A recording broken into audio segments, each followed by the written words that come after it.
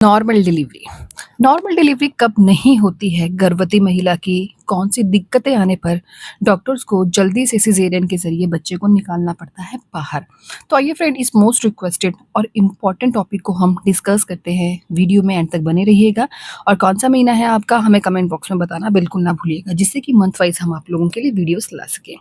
तो गर्भावस्था एक ऐसा समय है जिसमें पूरे 9 महीने आपको अलग-अलग तरह के सिम्पटम्स नज़र आएँगे और आपकी बॉडी में अलग-अलग तरह के बदलाव आप नोटिस कर सकती हैं। तो ऐसे में जब गर्भावस्था का 9वाँ महीना आता है, तो आपकी बॉडी धीरे-धीरे करके अपने आप को रेडी करती है, पेट के अंदर बच्चा भी अपने आप को तैयार करता है नॉर्मल डिलीवरी के लिए। बच्चे की पोज़ीशन बहुत ज़्यादा इम्पोर्टेंट रोल प्ले करती है नॉर्मल डिलीवरी के लिए। अगर बच्चा 9वें महीने के एंड तक नीचे की ओर सर नहीं करता है और पैर बच्चे के नीचे की ओर रहते हैं, तो नॉर्मल डिलीवरी के चांसेस घट जाते हैं। इसे ब्रीच पोजीशन या ब्रीच प्रेजेंटेशन कहा जाता है। नॉर्मल डिलीवरी के लिए बच्चे का नीचे की ओर खिसकना, केफेलिक पोजीशन में बेबी हेड डाउन पोजीशन में आना ज़रूरी होता है। इस कंडीशन में बच्चे का सर नीचे की ओर होता है। जब बच्चे का सर नीचे की ओर आ जाता है, तो नॉर्मल डिलीवरी आसान हो जाती है और चांसेस भी ज़्यादा रहते हैं। तो बच्चे की प्रेजेंटेशन अगर ब्रीच बताई गई है, तो चांसेस आपके कम रहते हैं नॉर्मल डिलीवरी के लिए। और उसके बाद आपको और भी सिम्पटम्स नज़र आएँगे, जैसे कि समय से पूर्व पानी की थैली का फटना। अगर आपका अभी 8वाँ महीना है या 9वाँ महीना अभी लगा ही है और किसी इन्फेक्शन के कारण आपके पानी की थैली फट चुकी है, तो नॉर्मल डिलीवरी के चांसेस कम हो जाते हैं, क्योंकि ये पानी बहुत ज़्यादा इंपॉर्टेंट रोल प्ले करता है बेबी को बाहर की ओर आने में। ठीक है, अगर पानी कम हो जाए, ठीक है, या इन्फेक्शन बढ़ जाए, तो आपकी नॉर्मल डिलीवरी में कॉम्प्लिकेशन आ सकते हैं।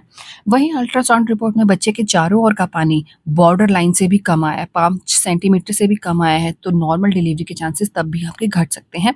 बच्चे को इमरजेंसी में सिजेरियन के ज़रिए बाहर निकालना पड़ सकता है, क्योंकि बच्चे को अंदर दिक्कत आ सकती है, प्लेसेंटा अच्छे से काम नहीं करता है अगर पानी की थैली फूट जाए, या फिर पानी गर्भ में कम है, 5 सेंटीमीटर से भी कम है या 5 सेंटीमीटर तक है, तो इमरजेंसी में सिजेरियन करना पड़ सकता है। वहीं बच्चे के गले में गर्भनाल के लपेटे हैं। ठीक है, 9वाँ महीने के अल्ट्रासाउंड में गर्भनाल के लपेटे बच्चे के गले में आए हैं और ये लपेटे टाइट हैं, जिससे कि बच्चे को दिक्कत आती है।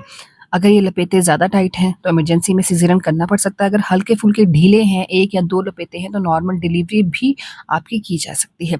वहीं समय ऊपर हो गया है, आपका दर्द आपको नहीं उठ रहे हैं और गर्भ में बच्चे ने कर दी है पॉटी, हरे रंग का डिस्चार्ज आपको आ रहा है, तो ये खतरे का सबसे बड़ा कारण बन सकता है।